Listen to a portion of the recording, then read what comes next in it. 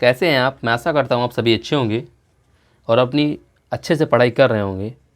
आज हम जो हमारी जीएस की क्लास चल रही थी, अभी तक हम लोग जो हम लोग जनरल साइंस पढ़ रहे थे, सामान्य विज्ञान पढ़ रहे थे, जिसमें से हमने बताया था आपको कि हम लोग जनरल साइंस इसलिए पढ़ा रहे हैं क्योंकि आने वाले जो एग्ज़ाम है, चाहे एसएससी का एमटीएस का एग्ज़ाम हो, चाहे एसएससी में सीएसएल का मेंस का एग्ज़ाम आएगा मान लीजिए, या और अदर एग्ज़ाम भी हैं जिनमें एक साइंस का एक महत्वपूर्ण रोल रहता है और साइंस का वहाँ पे एक इम्पॉर्टेंट रोल हमको देखने को वहाँ पे मिल जाता है। तो दोस्तों, मैं उसी श्रृंखला में, जैसा कि हम लोग स्टार्ट किए थे पिछली सीरीज हमने स्टार्ट किया था साइंस की, एक महापैक सीरीज हमने स्टार्ट किया था कि हम लोग को एक रिवीजन जल्दी से साइंस के बारे में हम लोग जानेंगे। सबसे पहले मैंने फ़िज़िक्स पढ़ाना प्रारंभ कर दिया था। मैं आपको बताऊं कि मैं फ़िज़िक्स आपको पढ़ाना प्रारंभ कर दिया था, फ़िज़िक्स आपको पढ़ा रहा था। तो आपको चीज़ें पता है कि मैं आपको जो है फ़िज़िक्स पढ़ा रहा था। फ़िज़िक्स में मैंने 2 क्लासें कर ली थी, जिसमें से मैंने जो मोशन लॉ है, गति के नियम तक हम लोग पहुँच गए थे। जो गति विषय के नियम न्यूटन ने दिए थे उनको हमने जान लिए थे। प्रथम नियम, जड़त्व का नियम, ये सारा हमने जो है पिछली क्लास में डिस्कस किया हुआ था। अगर आपने नहीं देखा है तो हम लोग आपको लिंक डिस्क्रिप्शन में दे देंगे, वहाँ पे आप जाके इसको देख सकते हैं। ठीक है, आपको कतई इसमें नहीं सोचना है कि नहीं हम आपको लिंक नहीं, सारी हम चीज़ें आपको प्रोवाइड कर देते हैं, वहीं पे लिंक मिलेगा आपको। अगर मान लीजिए इसके बारे में एक्स्ट्रा इन्फॉर्मेशन चाहिए तो आप हमको डायरेक्ट टेक्स्ट कर सकते हैं।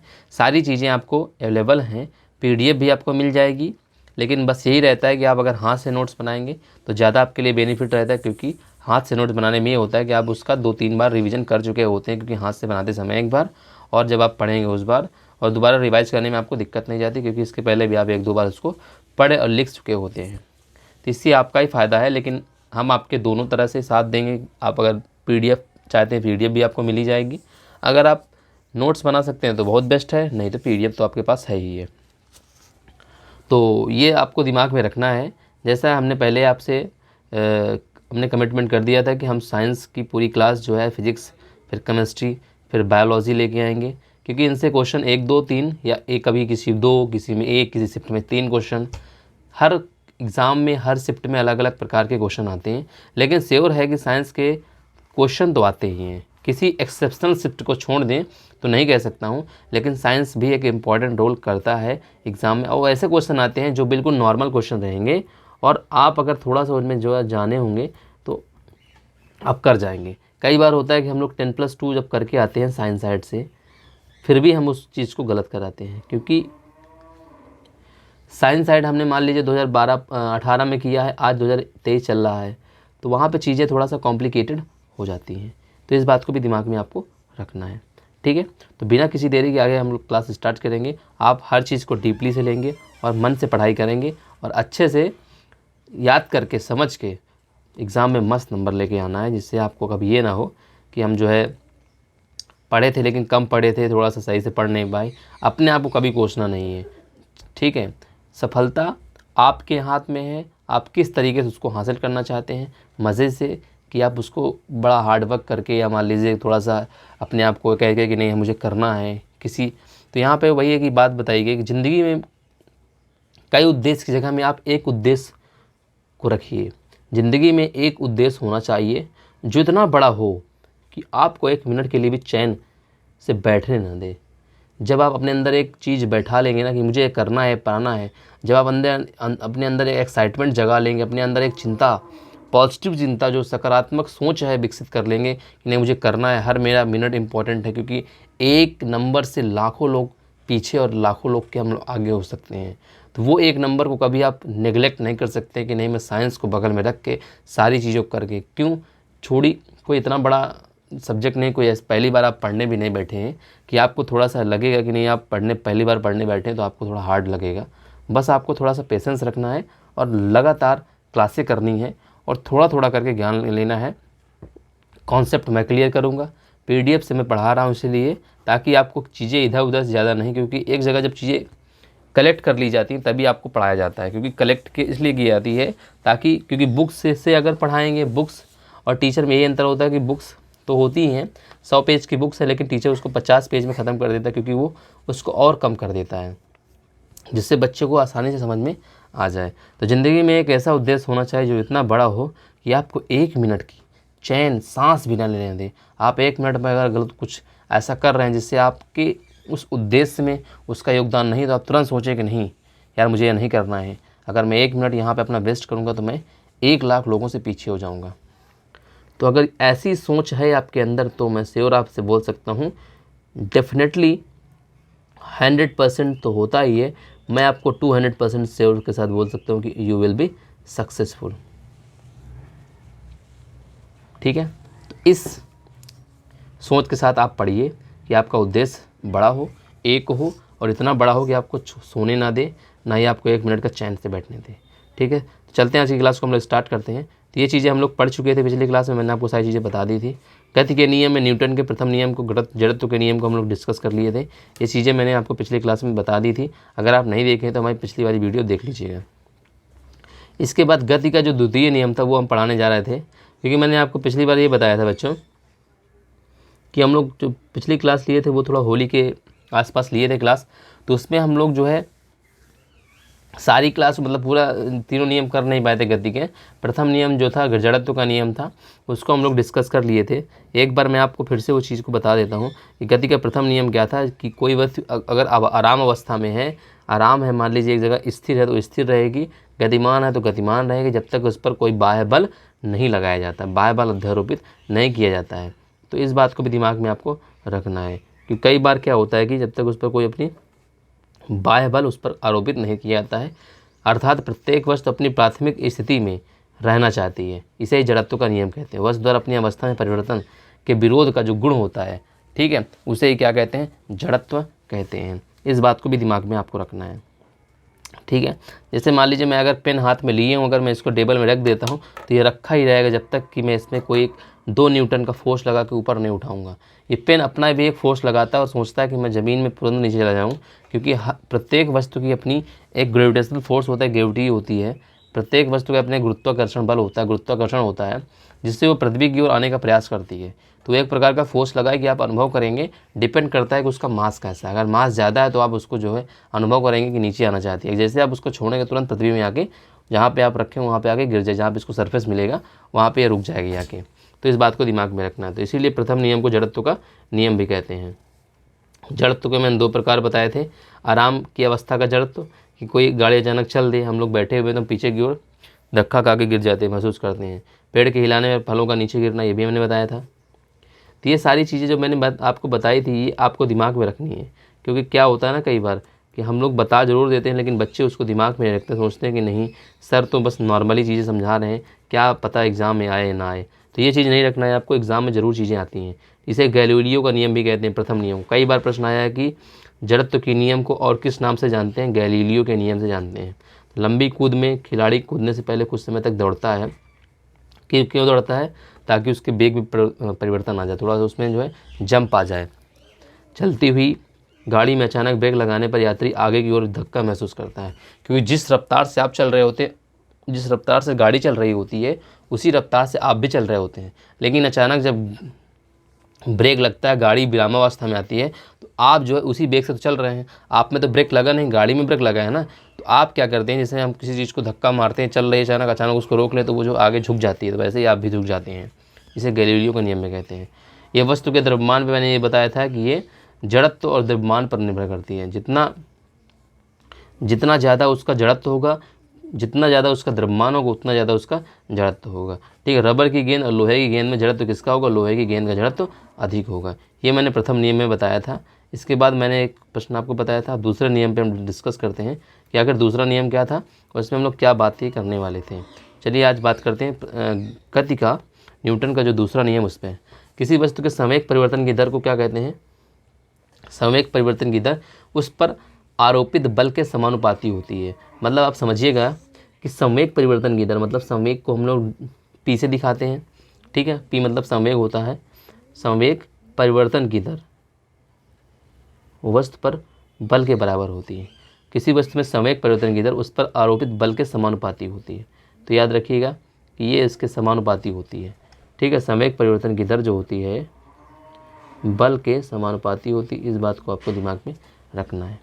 ठीक है, अभी कैसे आया है, जैसे कि मैं पहले बता दूं कि F बराबर ma आप पढ़ चुके हैं। ठीक है, A बराबर क्या होता है, A बराबर क्या होता है बच्चे,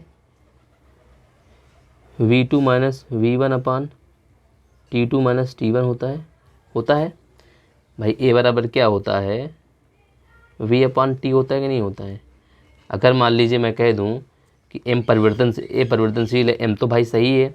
A पर एक्सेलरेशन जिसे कहते हैं ना, गाड़ी जब चलाते हैं एक्सेलरेटर लो तो कभी 4 किलोमीटर प्रति घंटा की रफ्तार चल रही है तो 8 किलोमीटर प्रति घंटा स्पीड बढ़ गई उसकी, तो एक्सेलरेशन बढ़ता है, इसमें परिवर्तनशील होता है। तो इसीलिए मैंने इसको क्या कर दिया, F बराबर कहीं कहीं पर लिखा रहता है M डेल्टा A, ठीक है।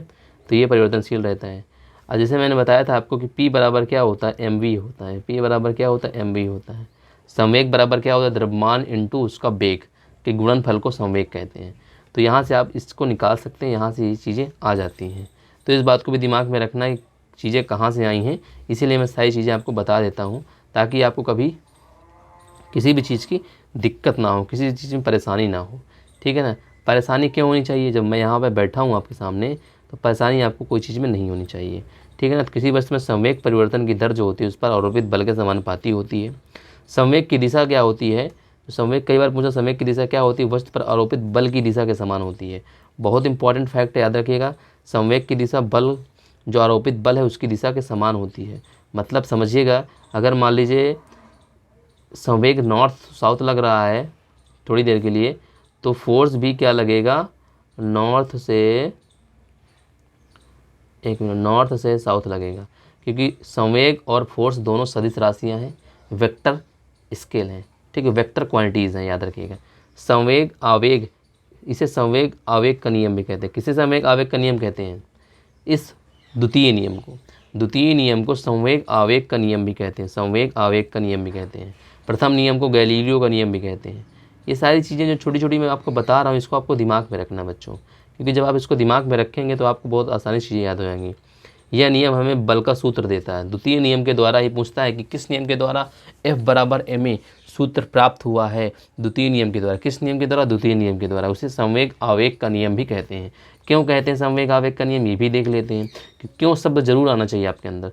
क्योंकि क्या होता है कि आवेग बराबर क्या होता है बच्चे, आवेग बराबर क्या होता है, बल गुणे समय होता है, बल गुणे समय, ठीक है।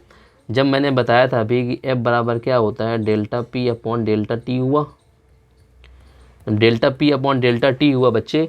तो F इंटू, एक मिनट, F कहाँ गया, हाँ चीज़ थोड़ा सा चीज़ें थोड़ा सा कॉम्प्लिकेटेड हो जाती हैं बच्चे में, थोड़ा सा इसको फुल स्क्रीन करता हूँ। तो एक मिनट इसको लॉक करूँगा पहले दोस्तों, क्योंकि लॉक करना बहुत ज़रूरी है। हाँ, तो ये आपको समझ में आ गई चीज़ें कि इधर T से मल्टीप्लाई हो गया और ये डेल्टा P बन गया इधर, और ये अपना आवेग हो गया, ये आवेग हो गया, बस समझिए बात को, आवेग हो गया ये। मैं एक पेज इसमें ऐड करूँगा पहले, क्योंकि इसलिए ऐड करूँगा दोस्तों कि थोड़ा आपको चीज़ें समझ में आनी चाहिए चीज़ें, क्योंकि जब तक आपको चीज़ें समझ में नहीं आएंगी ना, आप वो चीज़ समझ नहीं पाएंगे। समझाना इम्पॉर्टेंट नहीं है, दूसरों को, अपने आप को समझना इम्पॉर्टेंट नहीं होता बच्चों, दूसरों को समझाना बहुत इंपॉर्टेंट होता है, ठीक है। इस बात को दिमाग में रखिएगा। तो मैंने जैसे पहले आपको स्टार्टिंग में बताया कि क्या होता है, सेकंड रूल की बात कर रहा हूँ मैं, सेकंड लॉ ऑफ मोशन। तो जब मैं सेकेंड लॉ ऑफ मोशन की बात कर रहा था तो उसमें क्या बताया गया था कि संवेग परिवर्तन की दर उस वस्तु पर आरोपित बल के अध्यारोपित बल के समानुपाती होती है। संवेग परिवर्तन की दर उस पर अध्यारोपित बल के समानुपाती होती है। मतलब T कांस्टेंट हो गया, मतलब ये पूरा क्या है, संवेग परिवर्तन की दर, मतलब प्रति समय संवेग में जो परिवर्तन हो रहा है, प्रति समय, प्रति सेकंड, ठीक है ना, प्रति सेकंड या प्रति मिनट, प्रति घंटे, तो क्या हो जाएगा, इसके समानुपाती हो जाता है। तो या कह सकते हैं आप इसके समानुपाती हो जाता है। ये चीज़ याद आपको समझ में आ गई। मैं ऐसा करता हूँ आपको चीज़ें समझ में आ गई होगी। जब आपको चीज़ें इतनी समझ में आ गई हैं तो मैं आपको एक चीज़ और क्लियर कर देता हूँ कि P बराबर क्या होता है, संवेग बराबर आप सबको पता होगा, P बराबर M इंटू V होता है, ये भी आपको पता होगा। और एक फॉर्मूला आपको ये भी पता होगा, F बराबर MA, हर बच्चा अधिकतर जानता है। ये चीज़ें मैं इसलिए बता रहा हूँ, A बराबर आपको पता होगा V अपॉन T होता है, ठीक है। या कभी कभी बोल देते हैं वेग परिवर्तन की दर V2 माइनस V1 बटे T2 माइनस T1। ये भी आपको पता होगा, ये चीज़ आपको पता होंगी बच्चों, इसलिए मैं रिवाइज़ करा रहा हूँ। मैंने बताया ना, आप पढ़े होंगे साइंस, अगर आप साइंस साइड से पढ़े होंगे, नहीं पढ़े हैं तो मैं आपको यहाँ पढ़ा रहा हूँ ना, आपका रिवीजन करा रहा हूँ, क्विक रिवीजन कर रहा हूँ, ताकि आपको जो है किसी प्रकार की दिक्कत ना जाए। तो ये चीज़ें आपको समझ में आ गई। अब यहाँ पे अगर मैं रख दूँ F बराबर M, यहाँ पे हमारा बाहर रहेगा V2 माइनस V1 बटे T2 माइनस T1 कर देता हूँ, ठीक है। इसको डेल्टा टी भी कर सकता हूँ मैं। अब इसके बाद क्या हो गया कि मैंने बताया P बराबर MV होता है, तो MV2 माइनस MV1, एक मिनट,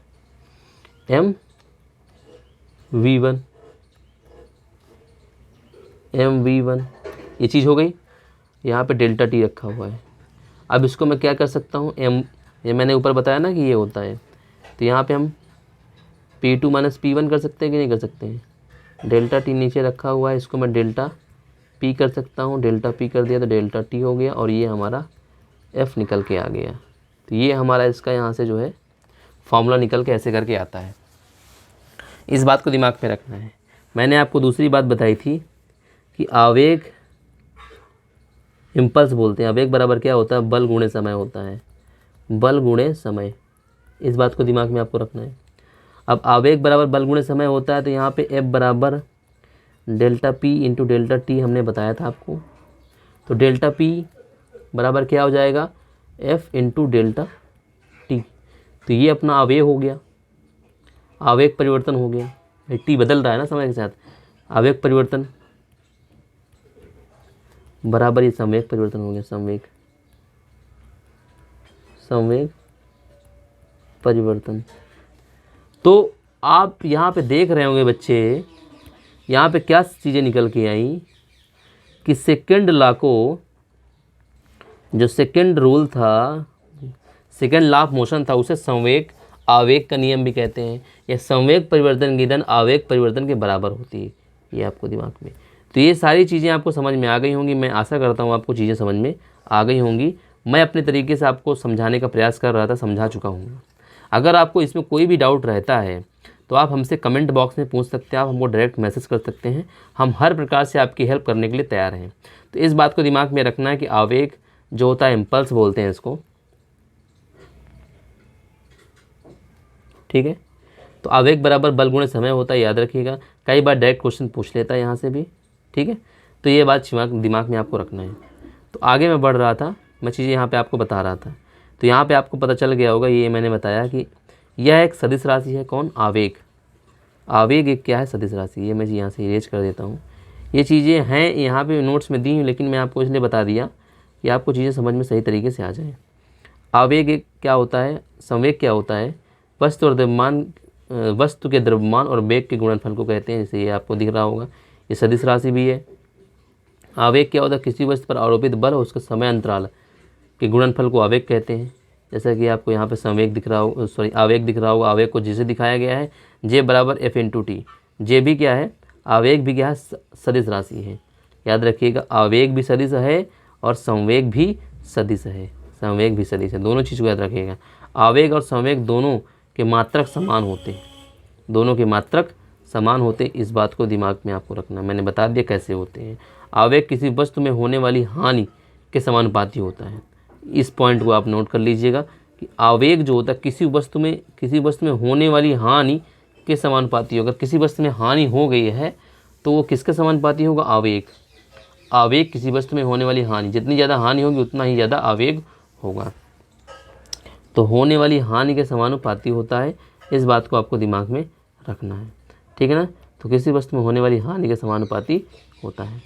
तो यहाँ तक चीज़ें मैं आशा करता हूँ आपको क्लियर हो गई होंगी। आवेग किसी वस्तु में होने वाली हानि के समानुपाती होता है। मैं आशा करता हूँ यहाँ तक चीज़ें आपको क्लियर हो गई होंगी। चलिए आगे बढ़ते हैं और आगे बात करते हैं कि यहाँ पे आपको बताना था बल और संवेग परिवर्तन की दर। ये बता रहा था ना आपको, ये चीज़ें, ये यहाँ पे मैंने ये चीज़ें बताई आपको, ये चीज़ें हो गई। तो यहाँ तक आपको चीज़ें समझ में आ गई थी। अब आगे बढ़ते हैं, बात करते हैं संवेग और गतिज ऊर्जा में क्या संबंध है। बहुत बार क्वेश्चन आया, डायरेक्ट क्वेश्चन पूछा गया है। मैंने बताया कि गतिज ऊर्जा क्या होता है, के बराबर हाफ mv² होता है, ये चीज़ होती है। मैंने ऊपर और नीचे mm से गुणा कर दिया तो ये फॉर्मूला निकल के आया। भाई ये हो गया, p ऊपर होता है p हो गया, मतलब काइनेटिक एनर्जी बराबर क्या होता है, के बराबर क्या हो जाता है, पी स्क्वायर मतलब संवेग का स्क्वायर बटे 2m, क्या आ जाता है 2m। तो ये फॉर्मूला कई बार पूछा जाता है कि इस वस्तु का गतिज ऊर्जा ये है, द्रव्यमान ये है, तो उसका संवेग बताओ, संवेग परिवर्तन बताओ, संवेग बताओ। ये संवेग दे दिया, द्रव्यमान दे दिया, गतिज ऊर्जा पूछ लिया। तो प्रश्न ऐसे भी पूछा जाता है, आप निकाल सकते हैं। ठीक है, इस फॉर्मूले को बहुत इंपॉर्टेंट दे रहा हूँ, इसको याद करिएगा, बहुत एक बार एग्जाम में आया है। कौन सा कथन असत्य है, गतिज ऊर्जा और संवेग के वर्ग के समानुपाती होता है। मैंने बताया गतिज ऊर्जा संवेग के वर्ग के समानुपाती होता है, बिल्कुल सही है। गति का दूसरा नियम बल की मात्रा प्रदान करता, सही है, ये भी है, मतलब ये भी है, मतलब हाँ, यस बोल सकते हैं इसको, यस। आवेग की मात्रा वस्तु में होने वाली हानि के समानुपाती होती है, ये भी मैंने बताया था, हाँ यस। संवेग एक अदिश राशि है, नो, ठीक है, तो ये नहीं होगा। गति के दूसरे नियम के कुछ उदाहरण देख लेते हैं, कुछ एग्जाम्पल भी देख लेते हैं। कैच लेते समय खिलाड़ी द्वारा अपने हाथों का पीछे किए जाना, अपने हाथों का पीछे करता है कि नहीं करता, जैसे कैच लेता आवेग होता है इसमें, कैच लेते समय अपने खिलाड़ी द्वारा अपने हाथों को पीछे की ओर खींचना करता है ना, देखा होगा आपने। खिलाड़ी यदि रेतीली और पानी की सतह पर गिरता है तो उसे कम चोट लगती है, लेकिन अगर सख्त सतह पर गिरता है, मान लीजिए कोई फर्श है, टाइल्स है, उसमें गिरता है तो उसमें अधिक चोट लगती है। ये चीज़ें क्या होती हैं, जब भी हम कैच लेते हैं तो हम पर एक फोर्स लगता है। जब हम फोर्स लगता है तो अगर हम चीज़ को पीछे की ओर खींचते हैं, अगर हमारे हाथ ले जाते हैं, तो वो वस्तु हमारे हाथ पर कुछ ज़्यादा समय तक क्या कर देती है, मोशन में रहती है। मतलब एक लंबा समय, जब समय बढ़ जाता है तो फोर्स कम हो जाता है। मैंने बताया था ना कि जब समय बढ़ जाता है, ये आप यहाँ से देखिए ना, माना बाल्टी, समय बढ़ा, फोर्स कम हो जाता है। अगर मान लीजिए मैं सख्त सतह पर गिरूंगा तो मैं उसके नीचे तो जा नहीं पाऊंगा, तो मेरा तुरंत तो फोर्स शून्य नहीं हो पाएगा ना, मेरा जो मोशन है तुरंत शून्य हो नहीं पाएगा भी। अगर मैं रेतीली सतह पर गिरता हूँ, कुछ देर तक धंसता हुआ नीचे चला जाऊंगा, जैसे समय लगेगा, समय बढ़ेगा, फोर्स कम हो जाएगा, जिससे मुझे चोट नहीं लगेगी। इस बात को भी दिमाग में रखना है। गति का तीसरा नियम की बात करते हैं। यह नियम 2 वस्तुओं के एक साथ लगने वाले पारस्परिक बलों के अध्ययन से संबंधित है। तो याद रखिएगा कि ये गति का जो दूसरा नियम है प्रथम नियम से पूरी तरह से संबंधित है।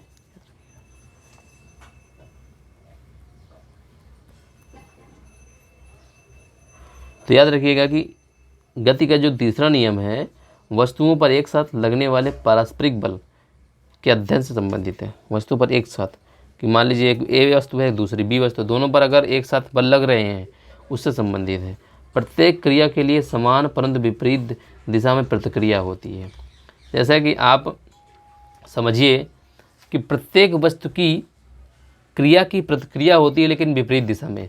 अगर आप दीवार पर फोर्स लगाते हैं तो दीवार भी आप पर उतना ही फोर्स लगाती है, लेकिन कभी कभी बोलते हैं दीवार तो गिर गई यार, हमने उसमें फोर्स लगाया। कब गिरी, जब दीवार का फोर्स आपके फोर्स से ज़्यादा हो, मतलब दीवार का फोर्स कम हो गया, आपका फोर्स ज़्यादा हो गया। मतलब आपने, अगर मान लीजिए आप हैं, एक मिनट, जैसे मान लीजिए आप हैं ए और एक है बी। ए ने 2 न्यूटन का फोर्स लगाया और बी ने 5 न्यूटन का फोर्स लगाया, याद रखिएगा। तो 2 न्यूटन वाला हावी होगा कि 5 न्यूटन वाला, जिसका फोर्स ज़्यादा होगा।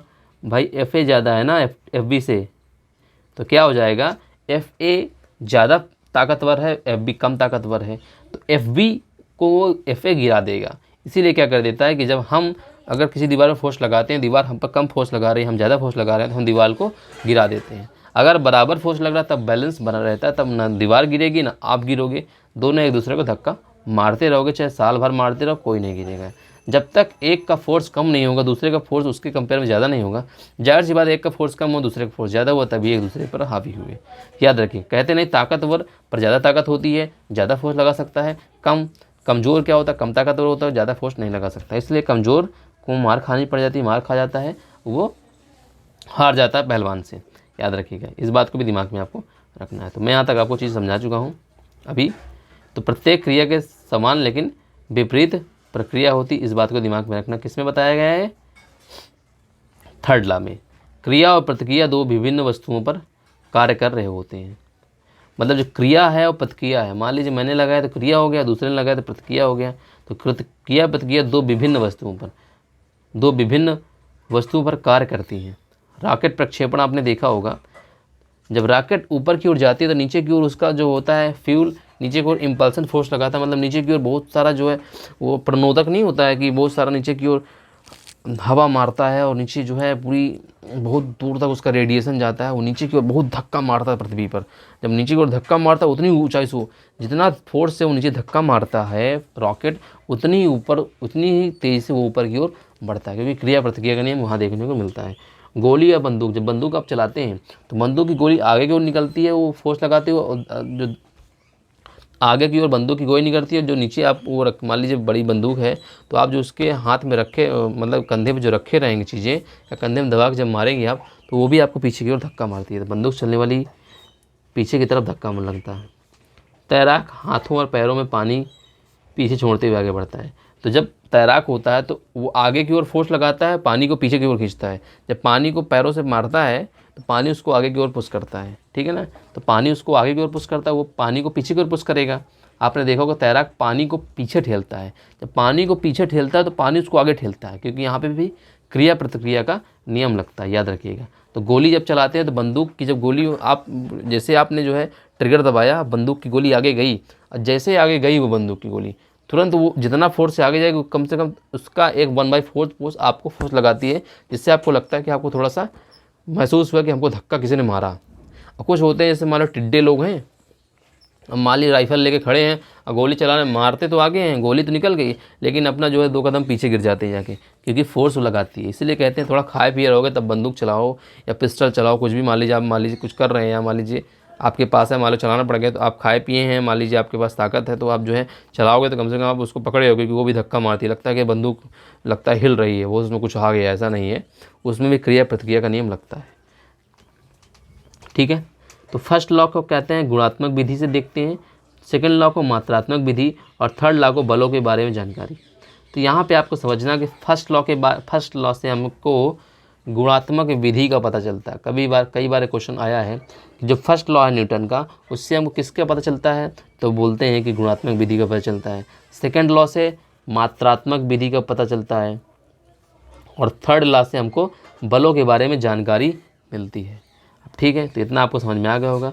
अब बात करते हैं बल, बार बार बल बल बोल के जो है अब बल को ही जान लेते हैं आखिर है क्या बल, क्या किस खेत की मुर्गी का नाम बल है।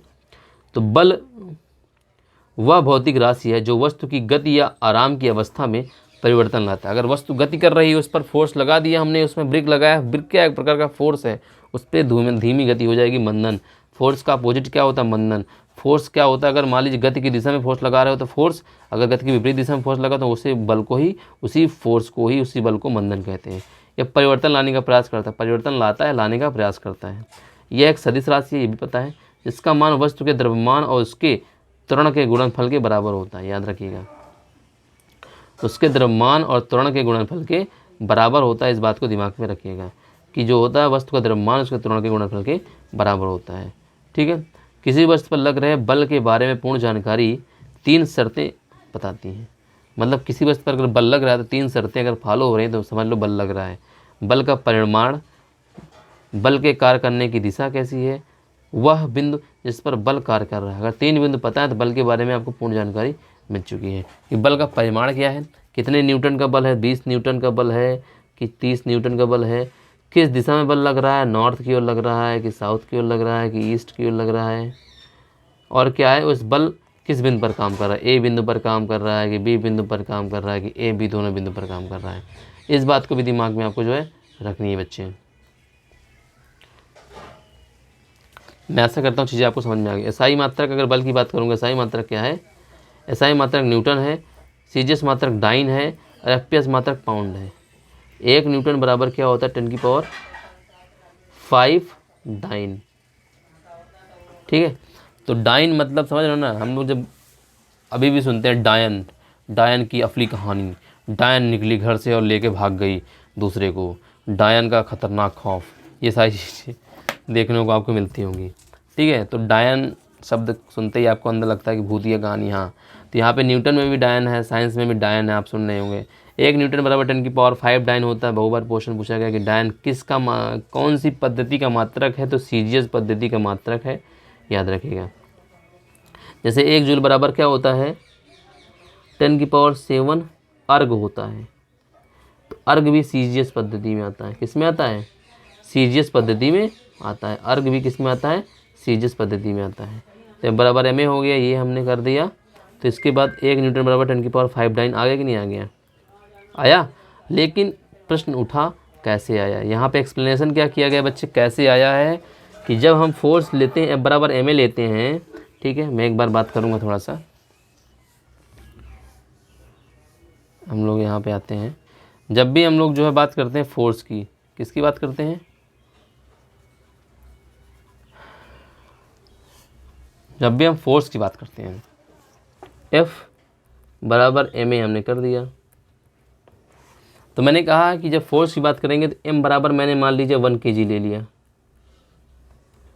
A बराबर मैंने ले लिया 1 मीटर पर सेकेंड, ठीक है। 1 kg में 1000 ग्राम होते हैं, गुणे 1 मीटर में 1000 सेंटीमीटर होते हैं। क्योंकि हमको केजी से ग्राम पहुंचना है और मीटर से सेंटीमीटर पहुंचना है। क्यों पहुंचना है? क्योंकि हम सीजीएस पद्धति में देख रहे हैं ना, डायन के कहाँ देखते हैं? सीजीएस पद्धति में सेंटीमीटर, ग्राम, सेकंड। तो सेंटीमीटर हो गया, फिर इसके बाद सेकंड, तो सेकंड ही होता है, तो 1 सेकंड हो गया। तो यहाँ पे कितना हो गया? 1 2 3 4 5 हो गया कि नहीं होगा? 10⁵ मीटर, सॉरी, सेंटीमीटर पर सेकंड। सेंटीमीटर, 1 मिनट, इसका हो जाएगा मात्रक ग्राम सेंटीमीटर पर सेकेंड स्क्वायर। ये हुआ।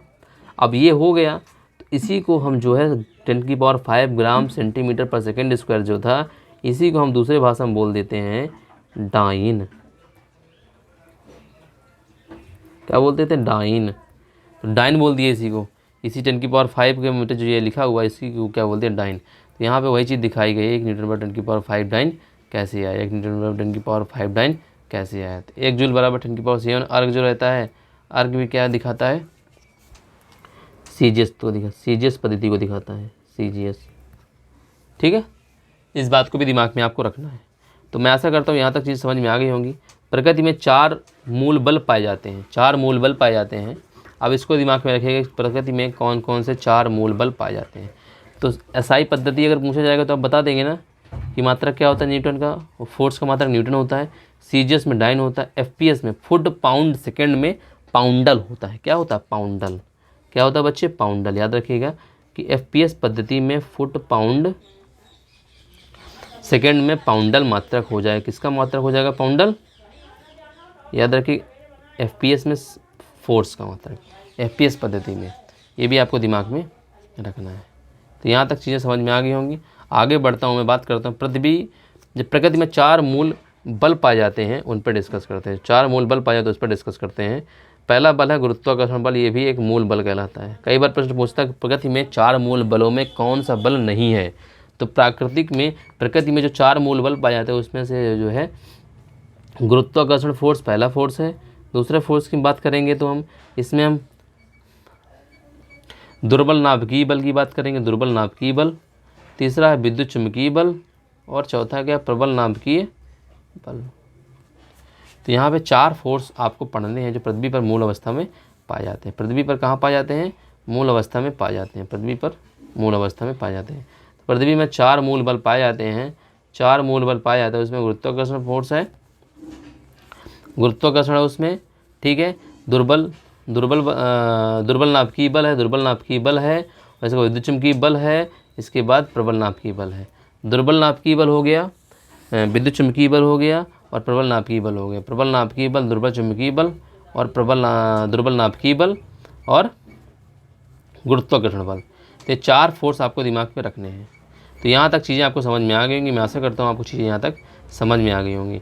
अगर आपको चीज़ें यहाँ तक समझ में आ गई हैं तो आप जो है आगे की जो बात है, जो प्रकृति के 4 मूल बल और बचे हुए, इन बल बचे हुए हैं, वो हम अगली क्लास पर डिस्कस करेंगे, ताकि चीज़ें थोड़ा सा कॉम्प्लिकेटेड ना हो, थोड़ा सा ऐसा ना लगे कि नहीं बच्चों को लगे कि नहीं थोड़ा सा हमारे ऊपर ज़्यादा दबाव डाला जा रहा है, हमको ज़्यादा पढ़ना पड़ेगा। ऐसा नहीं है, थोड़ा पढ़ो लेकिन सही से पढ़ो, वो चीज़ें कभी भूलनी नहीं चाहिए। अगर मैं पूछूँ कि गैलीलियो का नियम किस नियम को कहते हैं, तो पता चले फर्स्ट नियम को। आवेग संवेग का नियम किसे कहते हैं, तुमको पता चलना चाहिए कि ये भी सेकंड नियम को कहते हैं। गति विषयक न्यूटन का सेकंड नियम ही आवेग संवेग का नियम कहलाता है। कैसे कहलाता है, क्यों कहते हैं, रीजन के साथ दिखाओ, रीजन के साथ आप दिखाओ। इससे क्या होता है, सामने वाला बड़ा प्रभावित होता है कि यार बच्चे ने तो बड़ा अच्छे से पढ़ाई की है, इससे अब कोई प्रश्न नहीं पूछते हैं, क्योंकि अब इसमें जो है सारे प्रश्न बता दिए हैं और ये सारे प्रश्न बताने योग्य है, तो इससे दूसरे पर ज़्यादा प्रभाव पड़ता है। तो यहाँ तक चीज़ें आपको समझ में आ गई होंगी। कल की क्लास में हम लोग जो है प्रकृति में जो 4 मूल बल पाए जाते हैं, मैंने गुरुत्वाकर्षण बल, प्रबल नाभिकीय बल, दुर्बल नाभिकीय बल बताया। इसके बाद मैंने चुंबकीय बल बताया। चारों फोर्स के बारे में डिस्कस करेंगे। इसके बाद ये चैप्टर थोड़ा सा तकरीबन घर्षण बल आएगा, कुछ और फोर्स हैं जिसमें कई बार क्वेश्चन पूछे गए हैं। मैं इसलिए इन बलों पर ज़्यादा फोर्स कर रहा हूँ क्योंकि इनसे कई बार प्रश्न पूछे गए हैं। तो आने वाले समय में अगर इनकी संभावना है, अगर पूछे जाएंगे तो हम इसमें जो है पहले से क्यों ना तैयार रहें। तो ठीक है दोस्तों, ऐसे ही आप पढ़ते रहिए, वीडियो देखते रहिए। तब तक के लिए बाय बाय, टेक केयर। और मैं बोलता हूँ कि अगर आपको वीडियो अच्छी लगती है, आप अच्छे से समझ रहे हैं, तो आप अपने दोस्तों को, अपने पड़ोसियों को, जो पढ़ने योग्य हैं, जो पढ़ सकते हैं, जो पढ़ना चाहते हैं, नए हैं, उनको सही डायरेक्शन नहीं मिल पा रहा है, इतने सारे वीडियो चैनल, इतना सारा यूट्यूब फैला हुआ है, अगर उनको लगे कि नहीं मुझे थोड़ा सही से कंटेंट नीचे लोगों से, जो मुझे समझ के, हम हर बच्चों को समझते हैं, क्योंकि बच्चों से ही सब कुछ है, बच्चे हैं तो हम हैं। तो बच्चों को मैं इतना अच्छे से पढ़ाना चाहता हूँ, मैं पढ़ाना चाहता हूँ कि उनको कभी किसी प्रकार की दिक्कत ना जाए। इसलिए मैं आपसे बोलता हूँ कि आप मन लगाकर पढ़िए और चीज़ें समझिए। अगर आपको कोई क्वेरी है, कोई दिक्कत है, तो आप हमको कमेंट बॉक्स में बताइएगा, हम आपकी हर क्वेरी का सॉल्यूशन करेंगे। आपको पीडीएफ भी यही पीडीएफ देंगे, जो पीडीएफ मैं आपको पढ़ाऊँगा, ये पीडीएफ या दूसरी पीडीएफ जैसा भी होगा, मैं आपको सारी चीज़ें दूँगा, घबराइएगा नहीं। ठीक है, तब तक के लिए बाय बाय, टेक केयर। फिर मिलते हैं अगली वीडियो पर।